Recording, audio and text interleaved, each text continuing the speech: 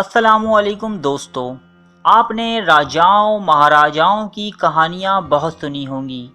ان کی جنگوں، شکست اور فتح کی داستانیں بھی سن رکھی ہوں گی، مگر دوستو ایسے کسی راجا کی کہانی شاید آپ نے نہ سنی ہو کہ جس کے بارے میں آج ہم آپ کو بتانے جا رہے ہیں۔ اس کی زندگی جنگ و جدل سے بہت دور تھی، جس میں صرف عیاشیاں اور رنگ رلیاں تھیں۔ ان کی رنگین طبیعت کی مثالیں ان کے دور میں بھی دی جاتی تھیں، اور آج بھی عیش و عشرت میں ان کا کوئی ثانی نہیں۔ ان کا نام تھا راجا بھوپندر سنگھ، اور یہ پٹیالہ جو کہ آج کل انڈیا کا ایک شہر ہے وہاں کے راجا تھے۔ اس ویڈیو میں بتائی گئی تمام باتیں راجا بھوپندر سنگھ کے ایک دیوان جرمنی داس کی کتاب مہاراجا سے اخذ کی گئی ہیں۔ یہ راجا 1891 میں پٹیالہ کے موتی باغ محل میں پیدا ہوئے۔ جب بھوپندر سنگھ 9 سال کے تھے تب ہی ان کے باپ راجا راجندر سنگھ کا انتقال ہو گیا۔ اس کے بعد بھوپندر سنگھ کو پٹیالہ کا راجا بنا دیا گیا۔ اس کے صرف 3 شوق تھے۔ اگر یوں کہا جائے کہ اس کی زندگی کے صرف 3 ہی مقصد تھے تو غلط نہ ہوگا۔ پہلا تھا شکار، اسے شکار کھیلنے کا بہت شوق تھا۔ دوسرا تھا گھوڑے، گھوڑے اس کی کمزوری تھے، یہاں تک کہ اس کے شاہی استبل میں 300 انتہائی مہنگے گھوڑے موجود تھے۔ جبکہ تیسرا تھا سیکس، اٹھتے بیٹھتے سوتے جاگتے بس اس کے دماغ میں جنسی ہوس کے سوا کوئی اور چیز نہیں ہوتی تھی۔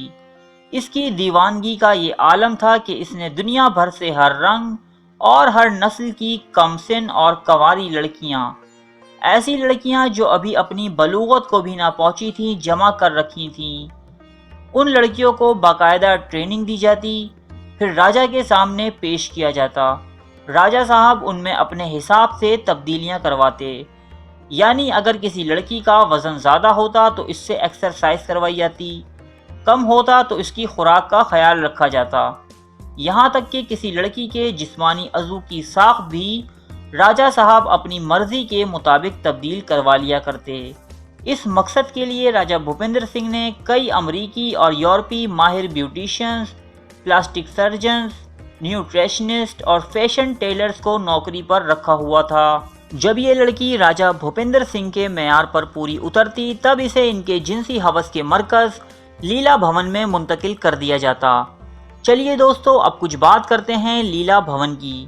لیلا بھون اس محل کا نام تھا جسے راجا بھوپندر سنگھ نے صرف اور صرف اپنی جنسی تسکین اور عیاشیوں کے لیے بنوایا تھا۔ اسے اگر آسان الفاظ میں فحاشی اور جسم فروشی کا مرکز کہا جائے تو غلط نہ ہوگا۔ اس محل میں کسی شریف انسان کا داخل ہونا ممکن نہ تھا، کیونکہ اس محل میں داخلے کی صرف ایک شرط تھی کہ آپ کے کپڑے اترے ہوئے ہوں، یعنی کہ آپ ننگے ہوں، اور یہ شرط خود راجا بھوپندر پر بھی لاگو ہوتی تھی۔ اس محل میں دنیا بھر کے مختلف حصوں سے لائی گئی کم عمر لڑکیاں راجا اور ان کے دوستوں کے لیے ہمیشہ تیار رہتیں، مگر شیشوں کا بنا ہوا ایک خاص کمرہ صرف اور صرف راجا کے لیے مخصوص تھا۔ اس محل کے در و دیوار پر نہایت ہی عریاں اور بیہودہ تصاویر بنائی گئی تھیں۔ اس محل میں بادشاہ کی جمع کی گئی خاص لڑکیوں اور بادشاہ کے خاص مہمانوں کے لیے ہر طرح کی سہولت موجود تھی، جن میں ڈاکٹرز، فیشن ڈیزائنرز، جیولرز اور فٹنس ٹرینرز بھی شامل تھے، جو ان لڑکیوں کی جسمانی ساخت اور ان کے حسن کا پورا خیال رکھتے۔ اس محل میں راجا بھوپندر نے ایک بہت بڑا سوئمنگ پول بنوا رکھا تھا۔ یہاں گرمیوں کے موسم میں خوب عیاشیوں کا سما ہوتا۔ اس سوئمنگ پول میں تقریباً 150 برہنہ لڑکیاں موجود ہوتیں، جو اپنے ہاتھ میں شراب کے جام لیے ہوتیں۔ راجا اپنے خاص دوستوں، جن میں انگریز عہدیدار اور دوسری ریاستوں کے راجا شامل ہوتے، یہاں خوب رنگ رلیاں مناتا۔ یہ راجا دراصل برٹش گورنمنٹ کا ایک بہت بڑا پٹھو تھا۔ اس فحاشی کے مرکز کو وہ انگریزی عہدیداروں کو خوش کرنے کے لیے بھی استعمال کرتا۔ اسے انگریزی فوج میں ایک رینک بھی حاصل تھا۔ نہیں دوستو، یہ کوئی فوجی نہیں تھا، بلکہ جنگ و جدل سے تو اس کا دور دور تک کا کوئی لینا دینا نہیں تھا۔ انگریز فوج نے اسے اعزازی طور پر ایک فوجی عہدہ دے رکھا تھا، جس کی وجہ یہ تھی کہ اس نے فرسٹ ورلڈ وار میں انگریزوں کی خوب مالی امداد کی تھی۔ اس کی توجہ تو بس جگہ جگہ گھومنے اور وہاں کی لڑکیاں اپنے لیلا بھون میں جمع کرنے پر تھی۔ اسے پٹیالہ یا ہندوستان کی عوام سے کوئی غرض نہیں تھی۔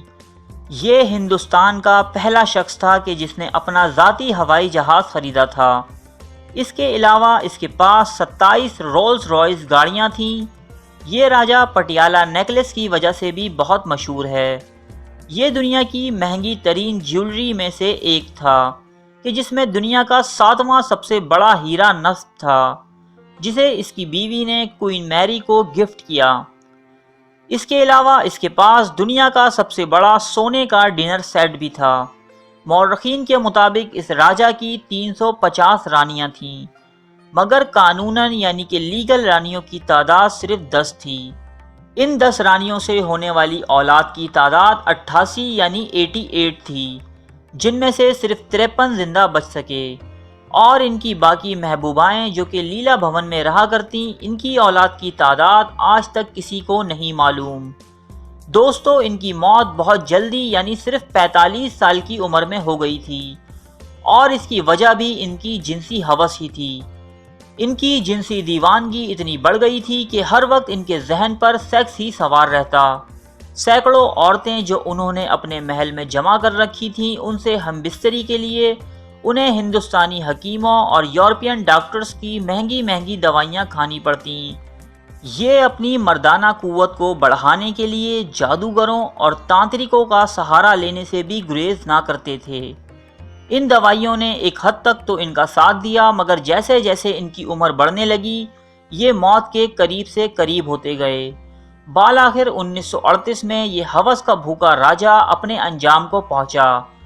ان کا خاندان آج بھی بھارتی پنجاب کے بااثر لوگوں میں شمار کیا جاتا ہے۔ اردو ڈائری، جس میں آپ کو ملے گی وہ معلومات جو اس سے پہلے اردو زبان میں دستیاب نہیں تھی، ایسی معلومات جو آپ کی زندگی میں بہتری لانے کا سبب بنے گی۔ قدیم فرعونوں کے عجیب و غریب قصے، خوبصورت ملکاؤں اور شہزادیوں کی عبرتناک داستانیں، تاریخی خونریز جنگوں سے لے کر موجودہ سائنسی عروج تک، موٹیویشنل ویڈیوز، سائنس فکشنز، ڈاکیومنٹریز، یہ سب دیکھنے کے لیے سبسکرائب کیجئے اردو ڈائری کو اور بیل کے آئیکن پر کلک کیجئے۔